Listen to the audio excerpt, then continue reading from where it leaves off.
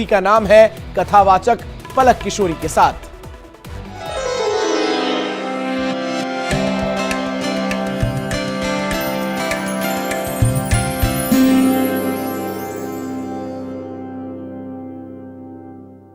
गोविंद बोलो हरि गोपाल बोलो, गोविंद बोलो हरि गोपाल बोलो, राधा रमण हरि गोविंद बोलो, राधा रमण हरि गोविंद बोलो, गोविंद बोलो हरि गोपाल बोलो, गोविंद बोलो हरि गोपाल बोलो, राधा रमण हरि गोविंद बोलो, राधा रमण हरि गोविंद बोलो, गोविंद बोलो हरि गोपाल बोलो, गोविंद बोलो हरि गोपाल बोलो, राधा रमण हरि गोविंद बोलो, राधा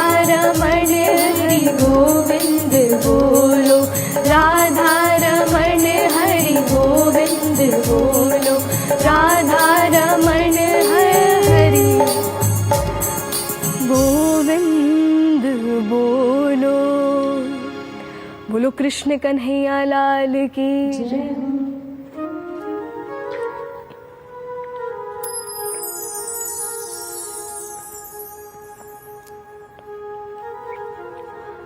अक्सर आपने लोगों को बोलते सुना होगा कि हम ज्यादातर जो सोचते हैं वो होता है। आप जैसा सोचेंगे वो चीजें होने लगेंगी, और आप जिस बारे में बार बार सोचेंगे, जिसे कहते हैं उस विचार को अपनी तरफ आकर्षित करना, किसी पर बार बार विचार करेंगे तो क्या सच में ऐसा होता है कि वो चीज आपको मिल जाए?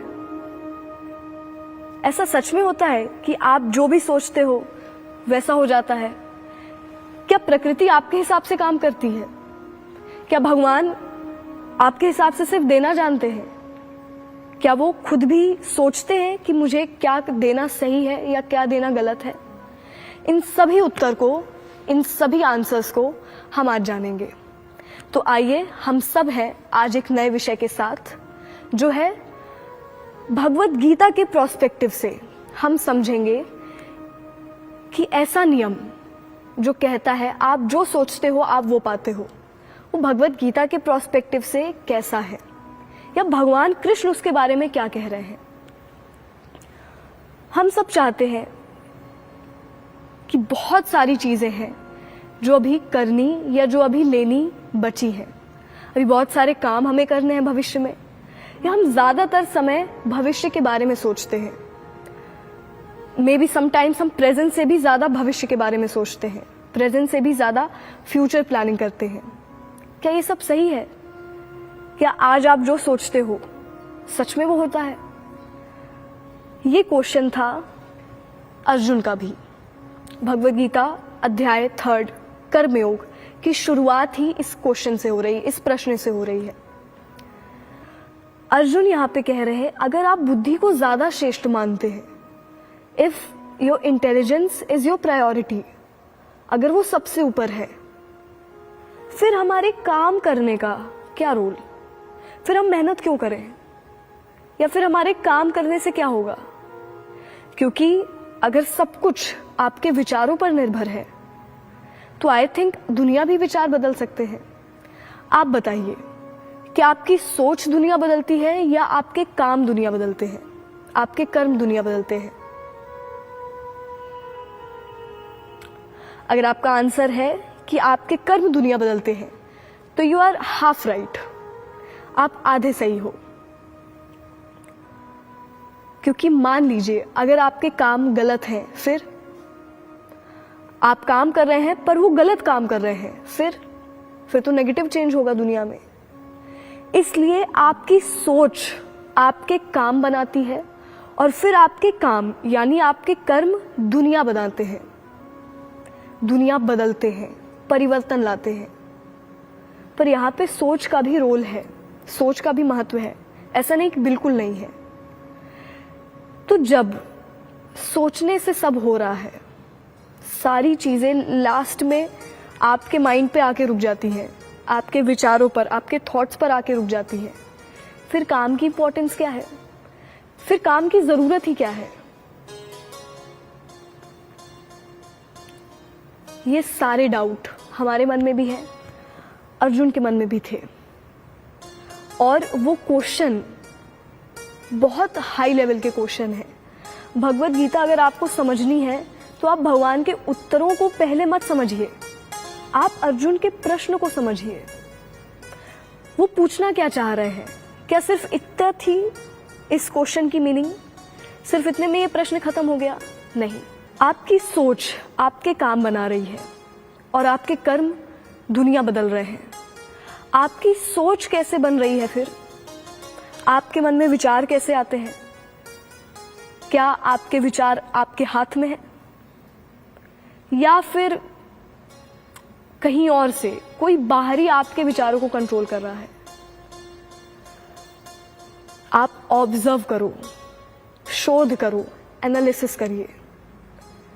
क्यों ऐसा होता है कि कोई व्यक्ति बहुत अच्छा सोचता है, सिर्फ तारीफें करता है, और ऐसा क्यों होता है कि कुछ व्यक्ति हमेशा बुराइयां करते हैं, नेगेटिव सोचते हैं और नेगेटिव बोलते हैं? क्यों ऐसा होता है कि कोई व्यक्ति बहुत पॉजिटिव है अपने जीवन को लेकर, अपने काम को लेकर, दूसरों को लेकर, या वो सिर्फ प्रार्थना करता है?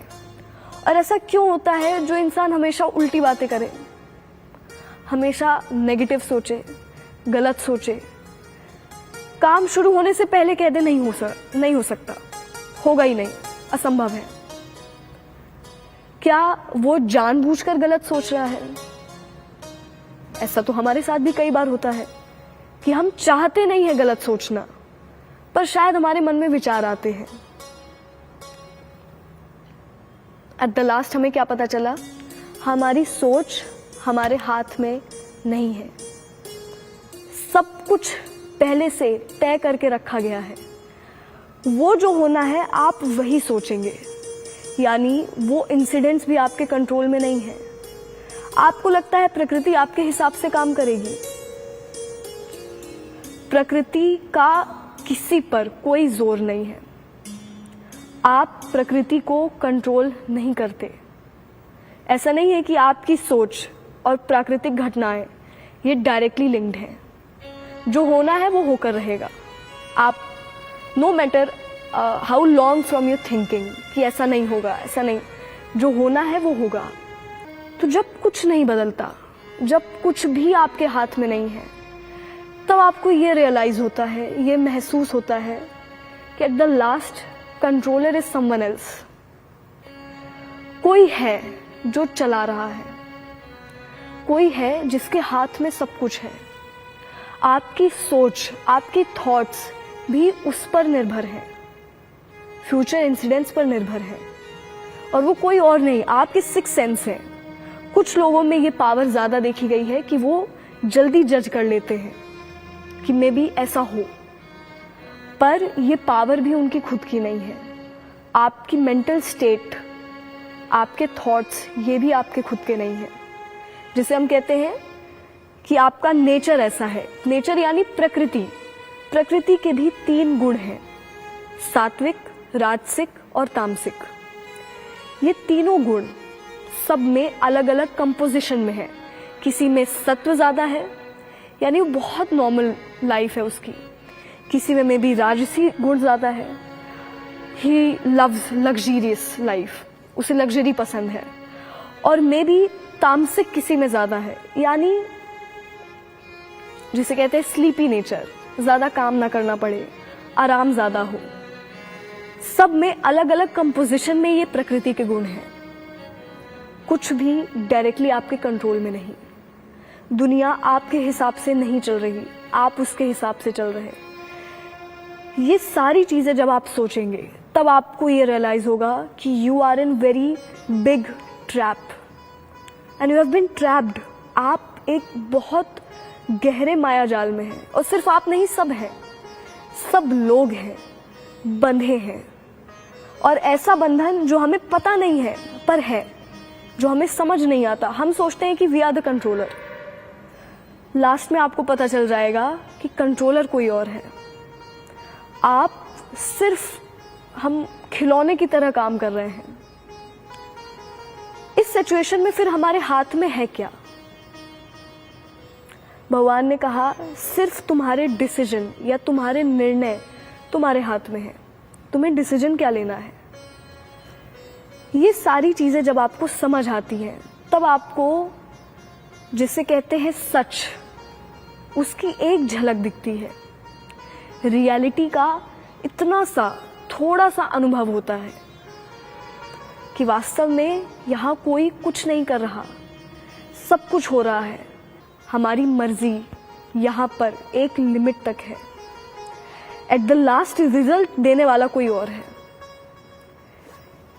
शास्त्रों में कहा गया कि भगवान 3 रूपों में है। पहला तो उनका रूप सगुण रूप, कि हो सकता है भगवान आपके बगल में हो, खड़े हो। दूसरा, आप अगर कंसिस्टेंटली उनका नाम ले रहे हैं तो आप भगवान को फील कर सकते हैं। और तीसरा, ना नाम लेना, ना ही भगवान आपके बगल में होंगे, वो बगल में सबके नहीं खड़े होंगे। तीसरा, सिर्फ उनके बारे में जान लेना, जिसे रियलिटी कहते हैं। इन तीनों में कोई अंतर नहीं है। जो भगवान का नाम ले रहा है वो सीधा उन्हीं को एक्सपीरियंस कर रहा है, और जो उनके बारे में सुन रहा है वो भी एक्सपीरियंस कर रहा है, या जो रियलिटी जान रहा है वो भी एक्सपीरियंस कर रहा है। अभी हमने इन सारी बातों से रियलिटी को इतना सा एक्सपीरियंस किया, यानी ये हल्का सा एक्सपीरियंस था, पर था किसका? भगवान का। रियलिटी है, सिखा रही है, पर एट द लास्ट आपको एक्सपीरियंस, अनुभव ईश्वर का ही होगा। इस सच को जब आप जानते हैं तब आपको खुद को ईश्वर को देना नहीं पड़ता। आप अपने आप उनके हो जाते हैं। आपको सच मानना नहीं पड़ता, आप सच जान जाते हैं। उनके आगे सरेंडर, समर्पण करना नहीं पड़ता, समर्पण हो जाता है। आपको उनसे प्यार करना नहीं पड़ता, प्रेम हो जाता है। उनकी छवि को बसाना नहीं पड़ता, उनकी छवि अपने आप मन में बस जाती है। सब कुछ अपने आप हो जाता है, घटना घट जाती है, और ये सब अपने आप होता है। आपको एहसास भी नहीं होता कि कब आप किसी और के हो चुके या कब आप उन्हें सब कुछ दे चुके। इसे समर्पण कहते हैं। जब आपका सब कुछ किसी का हो गया, और किसी और का नहीं, ईश्वर का हो गया, इसे समर्पण कहते हैं। और ये समर्पण अगर आपके मन में है, उस मन को या उस समर्पण के भाव को भक्ति कहते हैं। इस भक्ति को जो अर्जुन पूछ रहे हैं कि ऐसी भक्ति की दशा, ऐसी मनस्थिति, इतनी श्रेष्ठ बुद्धि जिसकी हो जाए, जो सब जान गया है, सब कुछ जान चुका है, ऐसी स्टेट ऑफ माइंड में जब इससे ऊपर कुछ नहीं, इतने इंटेलिजेंट हो जाना। जितने भी भक्त हैं वो इतने ज्यादा इंटेलिजेंट या इतने बुद्धिमान हो गए कि फिर वो बिल्कुल अलग हो गए हमसे। उनका रहना, उनका सोचना, उनके तरीके सब हमसे अलग हो गए। इस स्टेट ऑफ माइंड में जो पहुंच जाए, जिसकी बुद्धि इस स्तर की हो जाए, इस स्तर पे पहुंच जाए आपका माइंडसेट, इस स्टेट में काम करने का, कर्म करने का क्या महत्व? फिर हम काम क्यों करें? यानी जब सब कुछ करने वाला कोई और है, आप जो सोच रहे हैं वो हो रहा है, और अगर आपके मन में अच्छे विचार हैं तो भगवान उन्हें पूरा कर देते हैं। उन्हें पूरा करने में वो समय नहीं लगाते। इस स्टेट ऑफ माइंड में काम करने का क्या महत्व या जरूरत ही क्या है? ये है अर्जुन का प्रश्न, उनका क्वेश्चन। इस एक क्वेश्चन में हमने इतना समय दिया, यानी इतना एनालाइज किया। अगर आप ये नहीं समझते तो शायद उनका उत्तर, जो इससे कहीं ज़्यादा एडवांस नॉलेज रखता है, हम उसे कैसे समझ पाएंगे। हमने शुरू किया था कि आप जो सोचते हैं वो होता है। रियलिटी है, आप जो सोचते हो आप वो करते हो, और जब आप वो करते हो तब वो परिस्थितियां बनती हैं। बिना किए कुछ नहीं होता। अगर आपको लग रहा है कि एक जगह बैठकर सिर्फ सोचकर आप दुनिया बदल देंगे, नहीं बदलेगी। अगर आपकी सोच अच्छी है, आप पॉजिटिव थिंकिंग वाले हो, पॉजिटिव थिंकर हो, अच्छे काम कर रहे हो, तब ऑटोमेटिकली जो काम है वो सफल होंगे और फिर आपकी जो इच्छा होगी वो पूरी होगी। यानी यहां जो दे रहा है वो सिर्फ आपके पर्सनल विश पर निर्भर नहीं है, आपकी सिर्फ पर्सनल चॉइस पर निर्भर नहीं है। वो समझदार है, प्रकृति समझदार है। वो तब तक नहीं देगी जब तक वहां से अप्रूवल ना मिले। इसे ऐसे समझिए कि हर चीज मां प्रकृति देने को तैयार है, पर उनका अप्रूवल चाहिए। अगर वो नहीं चाहेंगे तो वो काम नहीं होगा, और अगर वो चाह लेंगे तो कई बार ऐसी चीजें हो जाती हैं जो हमने सोची नहीं है, जो हमारे सोचने से ऊपर है, हमारी सोच से परे है, बियॉन्ड आवर थिंकिंग। वो चीजें भी होती हैं।